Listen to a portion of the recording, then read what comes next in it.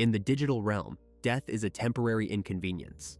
An avatar falls, a timer ticks, and life resets. But in a sweltering Central Florida apartment, a physical body does not respawn.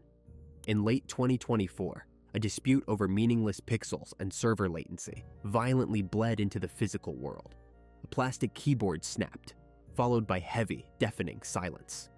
This was not a server crash. It was a fatal collision of online obsession and real-world rage, where the boundary between screen names and human empathy dissolved entirely, leaving one gamer permanently disconnected. Help this channel grow. Like the video, leave a comment, and subscribe for more cases. This helps us a lot, thank you. Central Florida is often characterized by its relentless, suffocating humidity and the blinding glare of the midday sun. But for 28-year-old Nicole Addimando, the climate outside her window was entirely irrelevant. She resided in a 900-square-foot apartment in a beige stucco complex that looked identical to 100 others scattered across the county. Heavy thermal blackout curtains remained perpetually drawn over her windows, sealing out the 95-degree heat and plunging her living space into a perpetual, artificial twilight. Her physical environment was merely a holding cell for her hardware. The true center of her universe sat on a sprawling desk dominating the living room, a high-end, liquid-cooled gaming rig that breathed a constant, low metallic hum into the chilled, recycled air. Nicole did not have a conventional career, nor did she measure her life in traditional milestones. Time was not tracked by daylight or seasons, but by server maintenance schedules, seasonal ranked brackets, and matchmaking queues. She was a fiercely competitive player in a brutally unforgiving tactical shooter, a game where a single error in judgment erased hours of grinding and plummeted a player's global ranking. Within this digital ecosystem, Nicole was a known entity. She possessed a cultivated, aggressive online persona. Behind the safety of a headset, she was dominant, vocal, and unapologetic. The digital realm provided her with the ultimate meritocracy. It did not matter that her bank account frequently hovered near zero, or that she routinely skipped meals to afford premium fiber optic internet. All that mattered was her reaction time and her placement on the leaderboard. She chased the chemical rush of a victory screen with the single-minded desperation of an addict. When she won, she was untouchable. When she lost, the visceral crash left her sitting in the neon glow of her dual monitors, with shaking hands and a racing pulse, entirely unable to separate simulated defeat from profound personal failure. This chronic online existence is notoriously solitary, yet it fosters an intense, claustrophobic type of socialization. Enter Marcus.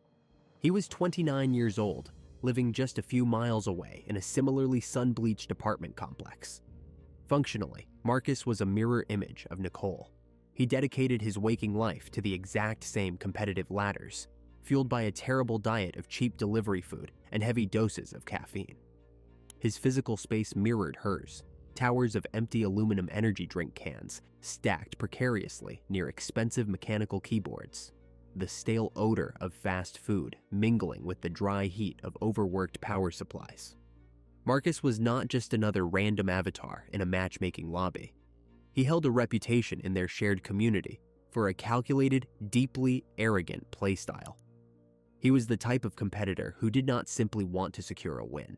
He wanted to mentally break his opponents in the process. Initially, he and Nicole existed in parallel, navigating the same high-stakes digital circles. To her, Marcus was not a human being with a history or a heartbeat. He was simply a barrier, a frustratingly competent obstacle blocking her ascent to the elite competitive tiers. Their dynamic began as a bitter rivalry. They frequently matched against one another, engaging in toxic, adrenaline-fueled exchanges over voice chat. Nicole studied his recorded gameplay clips, obsessing over his tactics, allowing a deep, festering resentment to build every time his screen name appeared above a digital corpse.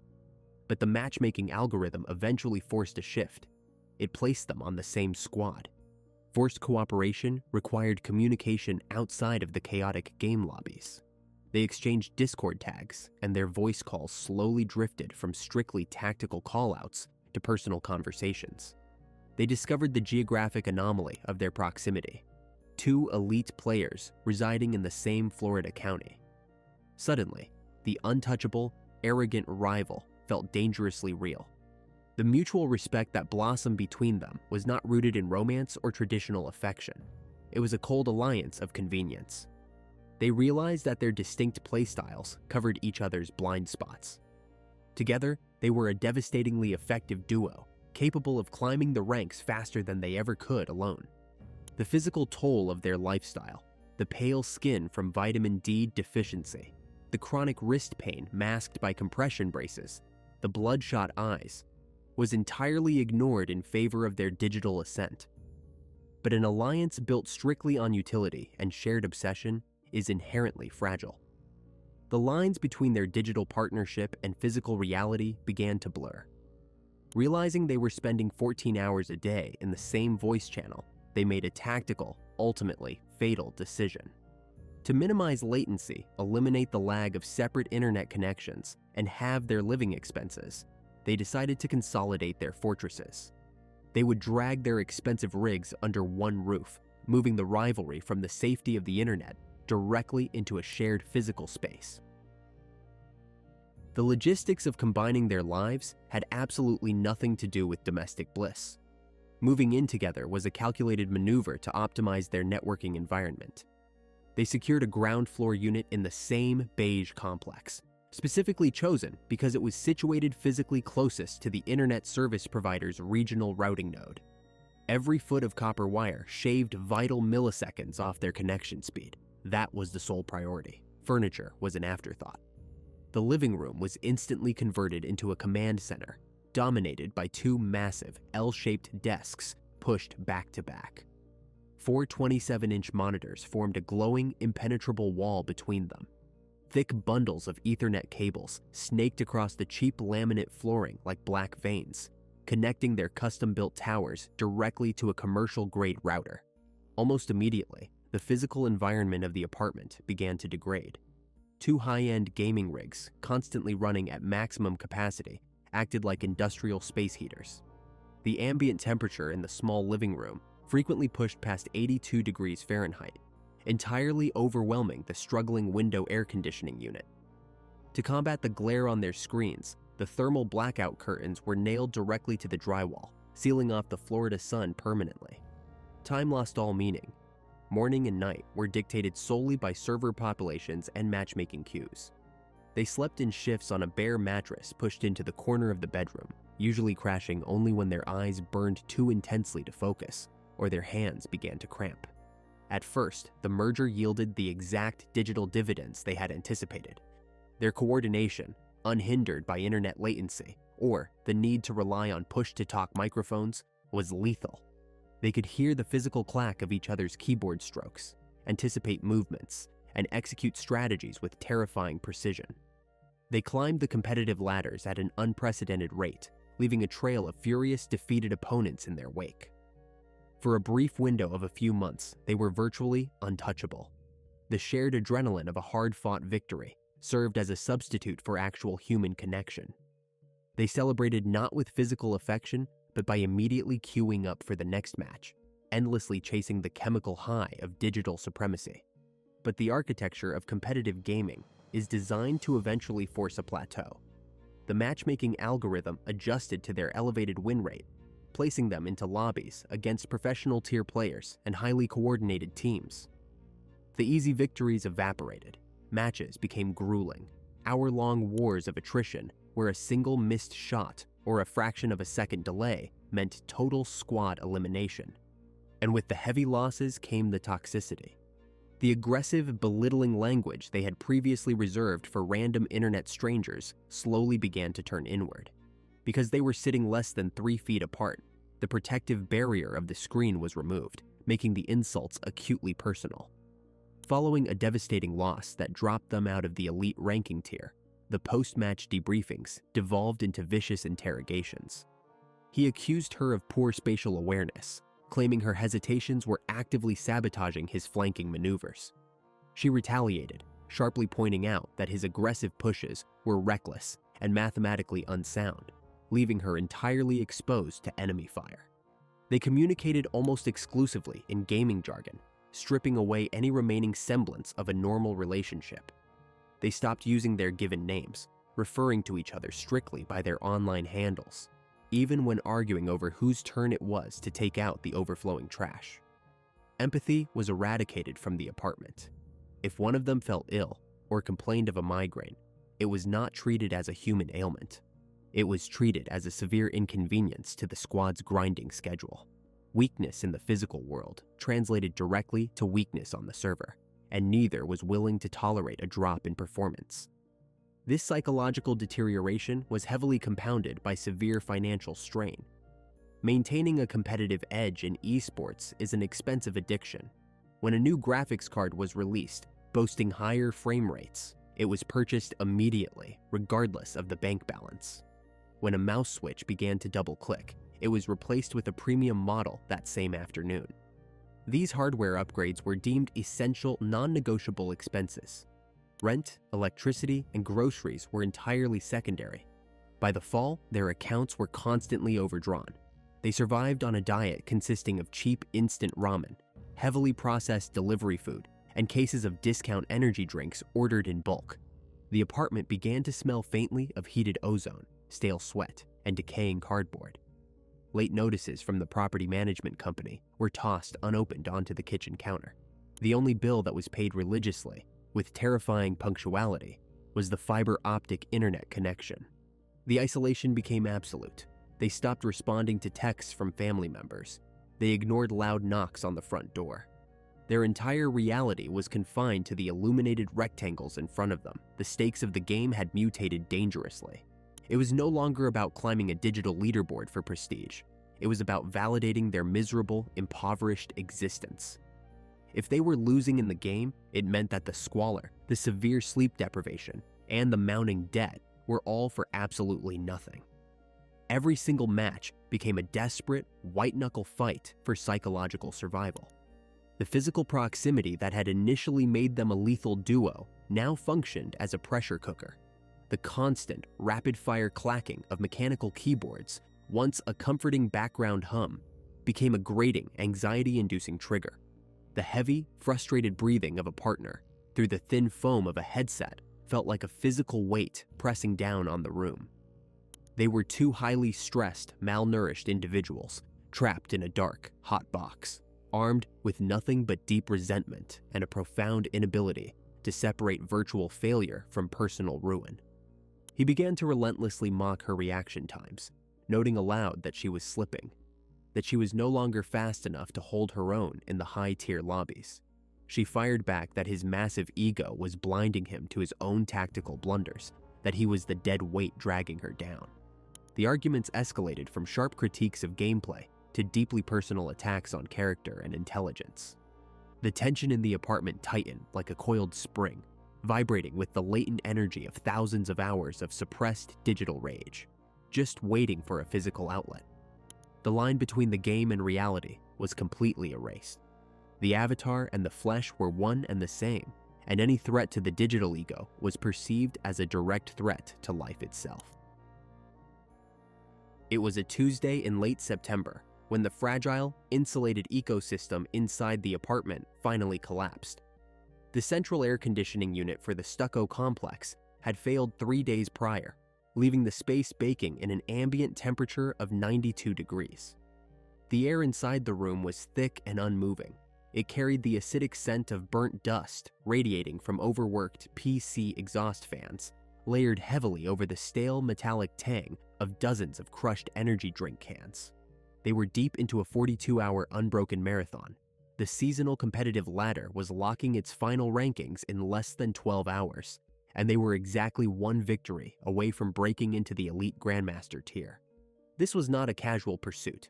To them, this singular digital achievement was the culmination of thousands of hours of obsessive grinding. It was the absolute pinnacle of their existence. Physiologically, they were running entirely on fumes and synthetic stimulants.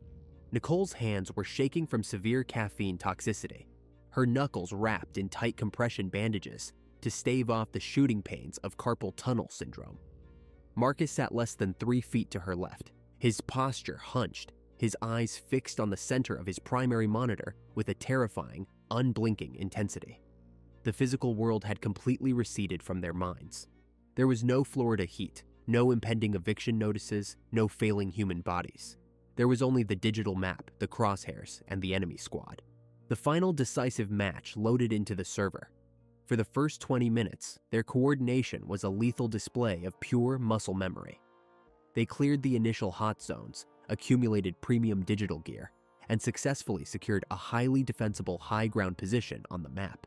The victory was mathematically assured if they simply maintained their hold and let the enemy come to them.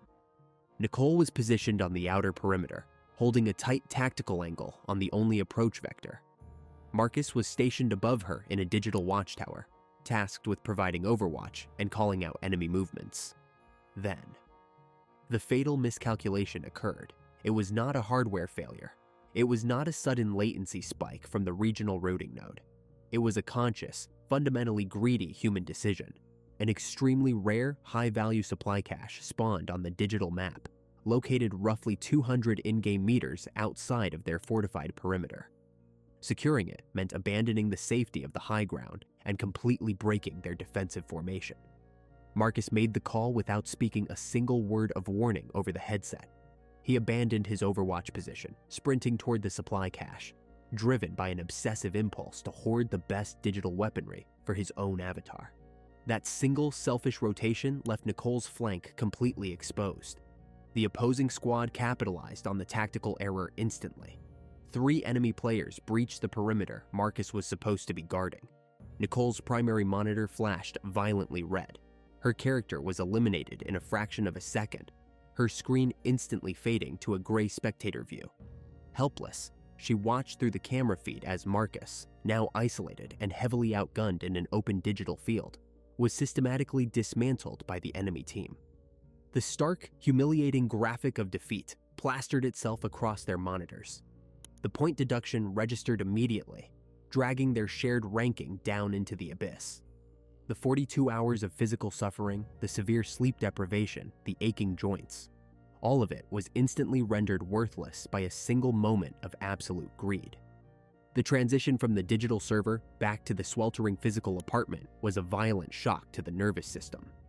Nicole ripped her heavy noise-canceling headset off, slamming it onto the edge of the laminate desk. The sudden absence of simulated gunfire left a ringing, heavy silence in the room, underscored only by the frantic, high-pitched whining of the cooling fans. She turned her chair, the wheels catching roughly on the cables below. She demanded an explanation. She demanded to know why he broke the formation and abandoned the point. Marcus did not apologize. He deflected the error entirely.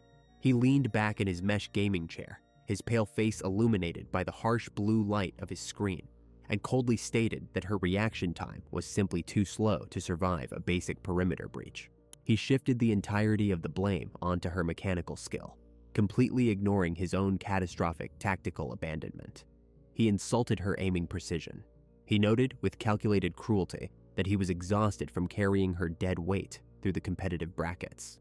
The psychological tension in the stifling room snapped like a dried tendon. It was a physical rupture.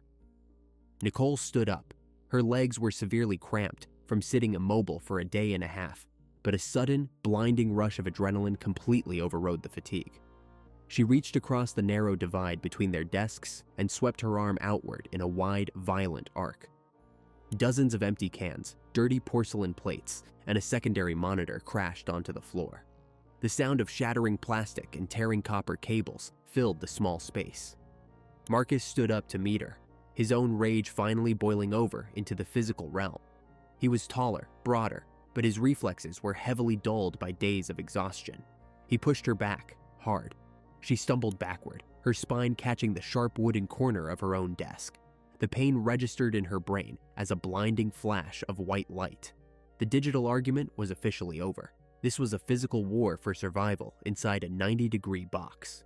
Nicole's right hand scrambled blindly across the cluttered surface of her workstation, desperately searching for anything to use as leverage or defense. Her fingers closed tightly around the base of a heavy, solid steel microphone boom arm. It was a dense, industrial piece of hardware, clamped tightly to the edge of the wood. With a desperate, feral yank, She twisted the metal arm backward, loudly snapping the thick plastic mounting bracket. The heavy steel rod came free in her grip. Marcus lunged forward, shouting something unintelligible about the ruined monitor on the floor. Nicole swung the steel pipe. It was a short, devastating, uncalculated arc. The heavy metal connected directly with the side of his skull, just above the left ear. The physical impact produced a sickening, wet crack, a deeply organic sound entirely alien to the synthesized digital audio they were so intimately accustomed to. Marcus did not stagger. He dropped instantly. His body collapsed heavily against the desks, his dead weight pulling a tangled mass of thick black power cords down with him. He hit the cheap laminate flooring with a heavy, final thud. Silence returned to the room. It was absolute and suffocating. The frantic clicking of mechanical keyboards was permanently gone. The toxic verbal exchanges were extinguished. There was only the ragged, uneven intake of oxygen as Nicole stood over him. The heavy steel microphone arm slipped slowly from her sweaty grip, clattering loudly against the floorboards. She waited for him to get up. In their insulated world, damage was a temporary state. A health bar replenished over time. A teammate could initiate a digital revival protocol. But the physical world offered no such forgiving mechanics. Marcus remained perfectly motionless. A dark, rapidly expanding pool of blood began to seep from his hairline, staining the pale laminate flooring. The thick liquid caught the shifting, pulsating RGB lighting emanating from the glass side panels of their massive PC towers. Vivid red, neon blue, toxic green, reflecting off the pooling blood in a slow, hypnotic rhythmic cycle. Nicole backed away, her breathing shallow and erratic. She stared at her trembling hands, now coated in a fine layer of sweat and dirt. She looked back toward the main monitor. The matchmaking lobby was still open. A small digital timer ticked down in the corner of the screen, silently counting the seconds until the server would automatically cue them for the next match. The game was ready to continue. The digital ecosystem remained entirely indifferent to the permanent deletion of a human life that had just occurred in the shadows beneath the desk. The matchmaking timer hit 0. A loud synthetic brass horn signaled the start of a new round. On Nicole's primary screen, her avatar dropped seamlessly into the digital battleground. Beside her in the simulated world, Marcus's character materialized and stood perfectly still. He was idle at the spawn point. She watched through her monitor as an enemy sniper eventually located his motionless avatar, executing him with a single shot. It was a clean, instant digital death. Less than 3 feet to her left, the physical reality was messy, permanent, and rapidly cooling on the cheap laminate floor. The violent rush of adrenaline completely evaporated, leaving behind a crushing wave of nausea. The ambient temperature in the apartment was still locked at a suffocating 92 degrees. Nicole could not simply log off. She could not hit a reset button to undo the strike. She had to manage 180 pounds of dead weight. She grabbed him by the shoulders, her sneakers slipping on the slick, wet surface. It was a grueling, agonizing exertion that her atrophied muscles were entirely unprepared for. She dragged him down the short corridor and maneuvered him into the narrow hallway closet, shoving him violently into the dark corner. She piled empty cardboard graphics card boxes, tangled webs of spare Ethernet cables, and heavy winter coats over the body, until the shape was thoroughly obscured. She scrubbed the floorboards with cheap bath towels and industrial bleach, tossing the ruined rags into thick black trash bags. But cleaning the physical crime scene was only a fraction of the problem. In their ecosystem, physical absence was entirely irrelevant. Digital absence, however, triggered immediate alarms. Before the floor was even fully dry, the notifications began. The sharp, repetitive chiming of Discord alerts echoed through the sweltering living room. Their squad mates were pinging his handle, demanding to know why he had abandoned the previous match and why his microphone was suddenly muted. Nicole wiped her sweaty palms on her jeans, moved to Marcus's mesh gaming chair, and pulled his mechanical keyboard toward her. She did not just take over his accounts, she hijacked his entire digital identity. She typed a response to the group server, carefully mimicking his precise cadence. She used all lowercase letters, stripped away the punctuation, and injected his signature abrasive tone. She explained that a spilled energy drink had completely fried his motherboard and shorted out his headset wiring. She wrote that he was furious, completely broke, and would be offline until he could scrape together the cash for replacement parts. The squad accepted the excuse without a single follow-up question. The illusion held perfectly. For the next 12 days, Marcus lived exclusively inside a fiber optic cable. Nicole managed his ghost with the obsessive micromanagement of a professional dispatcher. She kept his computer running alongside hers. Every few hours, she reached over and wiggled his mouse to ensure his status indicator remained a vibrant, active green. She occasionally queued his account into casual, low-stakes public lobbies, moving his avatar just enough to avoid the server's automated inactivity penalties. When his mother sent a text message asking why he had missed a scheduled Sunday phone call, Nicole replied directly from his unlocked device. She tapped out a short, irritated response, claiming he had picked up a grueling third shift at a local warehouse to pay off his mounting credit card debt. She instructed his family not to bother calling because his phone would be powered down while he slept during the day. They believed the text. No one demanded to hear his voice. As long as the data packets kept transmitting, society assumed he was alive. But the facade, no matter how flawlessly executed online, could not pause the relentless progression of biology. The broken air conditioning unit proved to be the fatal flaw in the cover-up. The stagnant, oppressive Florida heat acted as an extreme accelerant. By the end of the first week, the odor began to manifest. It started as a dense, sickly sweet heaviness that clung to the thermal blackout curtains and seeped deep into the upholstery of the gaming chairs. Nicole tried desperately to mask it, burning cheap pine-scented candles and spraying aerosol air fresheners directly into the closet, but the rot was absolute. Soon, the smell grew sharp and gag-inducing, bleeding through the thin drywall and slipping beneath the rubber weather seal of the front door.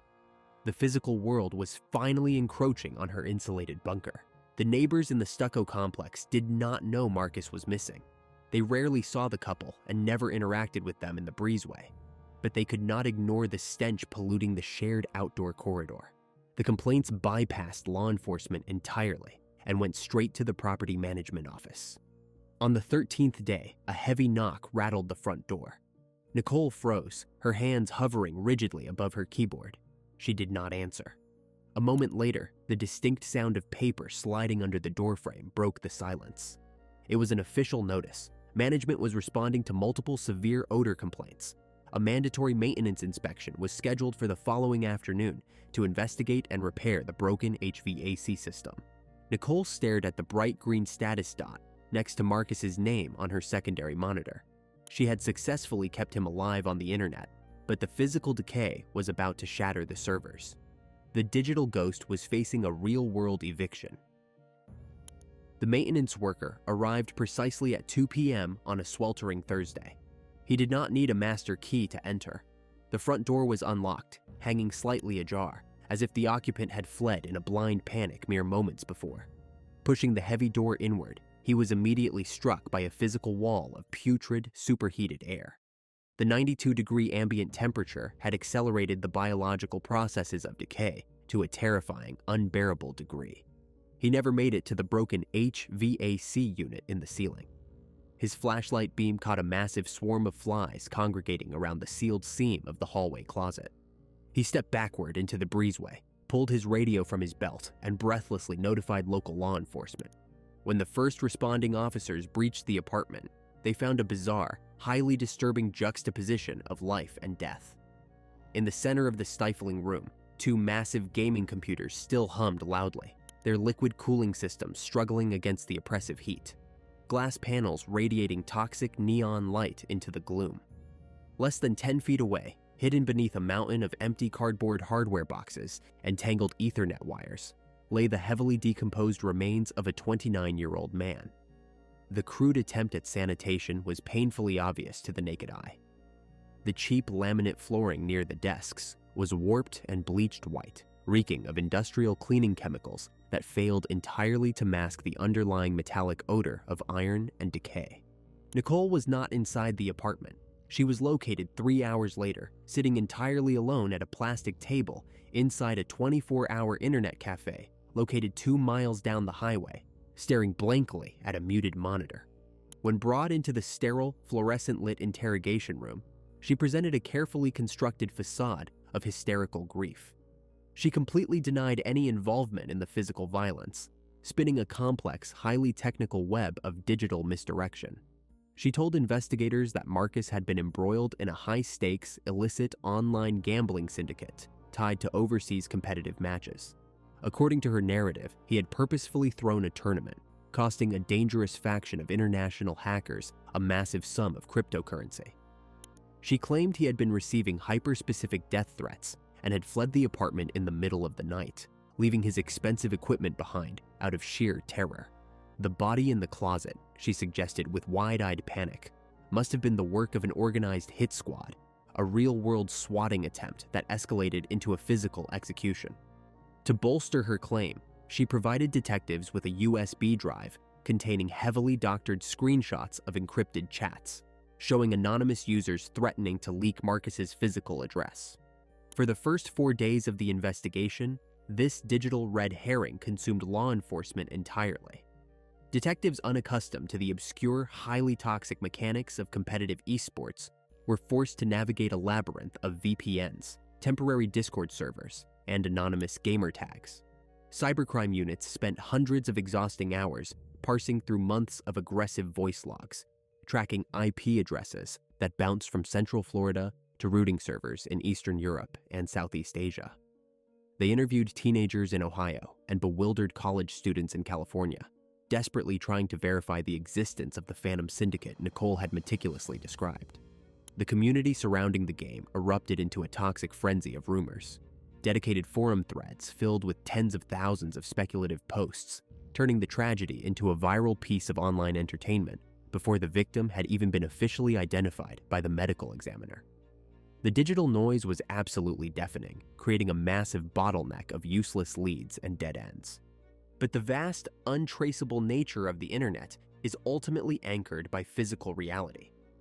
While the cyber analysts chased ghosts across the globe, the forensics team remained inside the suffocating box of the Florida apartment, dismantling the crime scene piece by piece. The environment was a nightmare for the crime scene technicians. Forced to wear heavy, unventilated Tyvek suits in a room that still hovered above 90 degrees, they documented the tragic squalor of the couple's existence before tearing up the floorboards. The bleach she had poured so frantically had only sterilized the uppermost surface. When technicians pried up the warped laminate planks beneath the dual gaming desks, they discovered a massive, undisturbed pool of dried blood that had soaked deep into the porous subflooring. The resulting spatter pattern, cast against the lower drywall and the tangled webs of PC cables, indicated a violent, downward strike from a standing position, completely contradicting Nicole's theory of a chaotic home invasion. A professional hit squad does not bludgeon a target with a heavy desk accessory and then, haphazardly, bury the victim under winter coats and empty graphics card boxes. The medical examiner's report confirmed the forensic narrative. The victim had suffered massive blunt force trauma to the left temporal lobe, caused by a heavy cylindrical steel object. A coordinated search of the apartment complex's industrial dumpsters yielded the missing piece of the puzzle. Buried beneath layers of rotting food waste and household trash, investigators recovered a dense steel microphone boom arm. The thick plastic mounting bracket had been violently snapped off, and despite a hasty wipe down, microscopic traces of human tissue and bone fragment remained lodged deep within the metal threading. The final, devastating blow to Nicole's carefully constructed illusion came from the very technology she worshipped. The cyber unit abandoned their global search and focused their efforts strictly on the local router recovered from the apartment. They extracted the detailed network logs from the exact window of time Marcus had supposedly been sending messages to his squadmates. The data was irrefutable. The messages assuring his online friends that he was alive, broke, and looking for replacement hardware had indeed originated from his authenticated account. However, the router logs proved that the device transmitting those messages was physically connected to the exact same local network switch as Nicole's active computer. The digital packets had not traveled from a warehouse across town, nor from an international hacker's terminal. They had been transmitted from a distance of less than 3 feet apart. Detectives returned to the freezing interrogation room, carrying a thick binder of forensic and digital evidence. They laid out the photographs of the blood-soaked subfloor, the recovered steel microphone arm, and the stark, undeniable router logs. They methodically dismantled her Phantom Hit Squad narrative, explaining exactly how her desperate attempt to maintain his digital ghost had provided the very timestamps needed to secure her conviction. Faced with the inescapable reality of the physical evidence, the psychological armor Nicole had worn for years completely shattered. She was no longer a dominant, untouchable avatar operating behind a shield of anonymity. She was a 28-year-old woman shivering under harsh lights, realizing with crushing finality that there was no server rollback, no alternate account, and no escape from the permanent consequences of her physical rage. The formal arrest was devoid of any cinematic flair. There were no flashing screens or dramatic respawn timers, just the cold, heavy click of steel handcuffs echoing against the cinderblock walls of the precinct. During the trial, the contrast between her dual identities became glaringly obvious. The fierce, untouchable digital warlord who ruthlessly commanded online lobbies was completely gone. In her place sat a pale, visibly trembling defendant, shrinking under the harsh fluorescent lights of the county courthouse. Her defense attorney attempted to pivot the narrative away from a deliberate strike. He built an argument centered on severe sleep deprivation, extreme caffeine psychosis, and a tragic accident resulting from a mutual physical altercation. He claimed the lethal blunt force trauma occurred when the victim lost his footing and fell violently against the sharp edge of the heavy wooden desk.